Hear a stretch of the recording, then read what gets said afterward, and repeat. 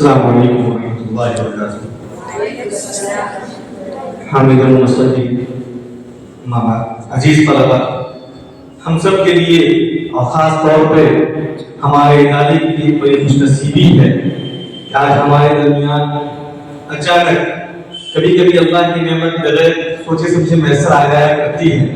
آج ہمارے درمیان اچانک صحت مولانا رحمۃ اللہ صاحب نبی تشریف لائے اور کہا کہ حضرت کی آمد ہو رہی ہے، آپ کا کیا خیال ہے؟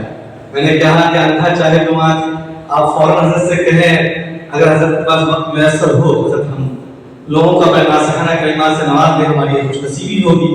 الحمدللہ ہمارے اعضاء کے درمیان صوبہ بہار ہی نہیں، جھارکھنڈ، مغربی بنگال اور اڑیسہ، یہ 4 صوبے کے ایک عظیم ادارے کے ناظم اعلیٰ حضرت مولانا مفتی سعید الرحمن صاحب قاسمی دامت برکاتہم، بلکہ میں کہوں کہ استاد اساتذہ بہت سے ہمارے اساتذہ کے جنہوں نے آپ سے فیض حاصل کیا اور میں نے ان اساتذہ سے فیض حاصل کیا، تو استاد اساتذہ کی موجودگی ہم سب کے لیے باعث سب برابر انبساط ہے کہ آپ حضرات آپ ہمارے درمیان موجود ہیں، اور آپ کی موجودگی میں میرا کچھ کہنا یا آپ کا تعارف پیش کرنا یہ صورت کو چلا دکھانے کے برابر ہوگا۔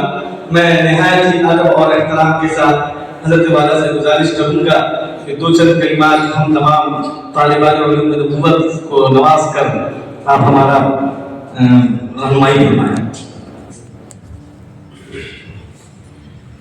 بسم اللہ الرحمن الرحیم وبہ نستعین، اما بعد۔ معزز علماء کرام اور عزیز طلبہ، سب سے پہلے مجھے بے انتہا خوشی اور مسرت اس بات کی ہے کہ مدرسہ اسلامیہ شاہپور بھدونی الحمدللہ زندہ اور آباد ادارہ ہے۔ عزیز طلبہ، آپ اس اعتبار سے قابل مبارکباد ہیں کہ آپ نے اپنی تعلیم کے لیے اس ادارے کا انتخاب کیا ہے۔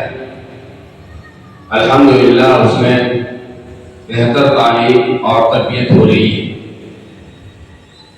اس کے لیے ہم مبارکباد پیش کرتے ہیں اس مدرسہ اسلامیہ شاہپور بھدونی کے صدر مدرسین حضرت محمد توصیف صاحب، اس مدرسے کے سیکریٹری محترم جناب جاوید صاحب، اس کے نائب سیکریٹری اور تمام ممبران اور اساتذہ کرام کو کہ آپ حضرات کی محنت اور تبادل کی وجہ سے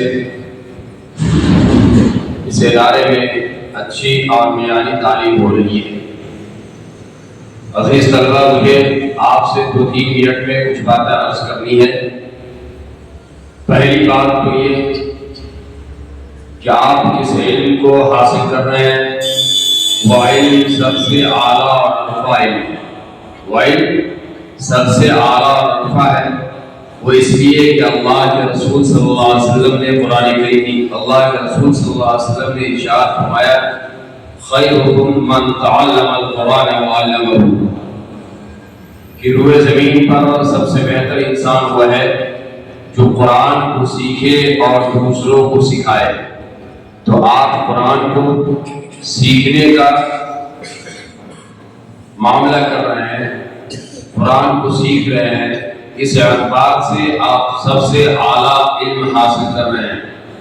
عزیز طلبہ، آپ کو احساس کمتری کا شکار نہیں ہونا ہے۔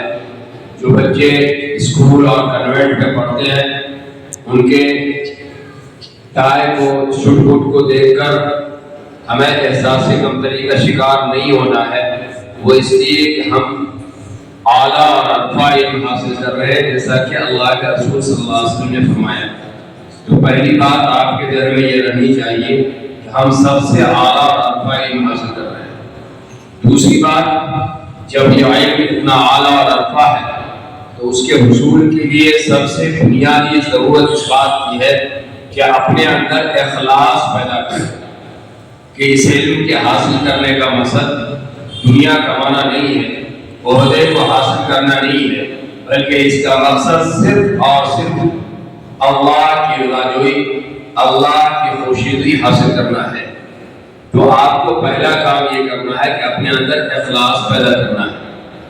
دوسرا کام، جب آپ قرآن کا علم حاصل کر رہے ہیں تو آپ کو محنت کرنی ہے۔ کوئی بھی علم بغیر محنت کے حاصل نہیں ہوتا ہے۔ علم کے حصول کے لیے محنت اولین شرط ہے، اس لیے آپ کو محنت کرنا ہے۔ جب آپ اس مدرسے میں آئے ہیں تو اپنے تمام اوقات کو صرف اور صرف تعلیم میں لگائیں۔ آپ کا مقصد صرف اور صرف تعلیم ہو، دوسرا کوئی آپ کا مقصد نہ ہو۔ خوب محنت کریں۔ جب آپ بہت زیادہ محنت کریں گے تو یہ علم آپ کے سینے میں محفوظ رہے گا، آپ بڑے سے بڑے عالم بنیں گے۔ آپ اگر اپنی لائن کو چینج کر لیں گے، آپ کسی نش ادارے میں چلے جائیں گے اور سائنس اور ٹیکنالوجی کا تعلیم حاصل کریں گے تو اس میں بھی اللہ تبارک تعالیٰ آپ کو مہارت دے گا، اور آپ کی عزت صرف اس بستی میں نہیں، اس ضلع میں نہیں، بلکہ پورے ملک میں ہوگی جب آپ محنت کے ساتھ تعلیم حاصل کریں گے۔ اس لیے آپ کو محنت سے تعلیم حاصل کرنا ہے۔ تیسرا کام کہ صرف محنت کرنے سے بھی یہ علم آپ کو نہیں آئے گا جب تک کہ آپ اپنے اساتذہ کرام کا احترام نہ کریں، آپ کتابوں کا احترام نہ کریں، آپ مدرسے کا احترام نہ کریں۔ آپ کو مدرسے کا احترام بھی کرنا ہے، اساتذہ کا بھی احترام کرنا ہے، کتابوں کا بھی احترام کرنا ہے۔ اساتذہ کا احترام، کتاب کا احترام تو ہمارا سمجھتے ہیں، لیکن مدرسے کی اہمیت کا احترام کو ہم نہیں سمجھتے۔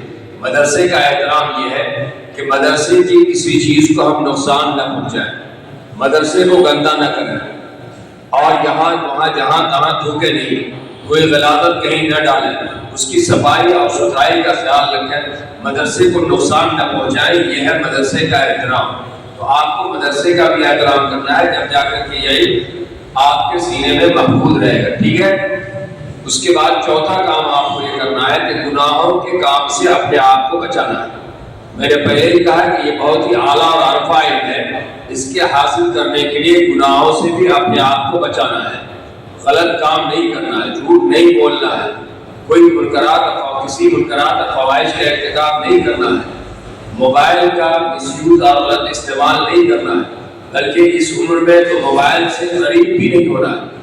آج سب سے زیادہ تعلیم میں جو چیز رکاوٹ بن رہی ہے، آج ہمارے بچوں کے ذہن و دماغ کو جو سب سے زیادہ نقصان کی چیز پہنچا رہی ہے وہ ہے یہ آلہ شیطانیہ موبائل۔ اس لیے موبائل سے اپنے آپ کو دور رکھنا ہے، غلط چیزوں سے اپنے آپ کو بچانا ہے۔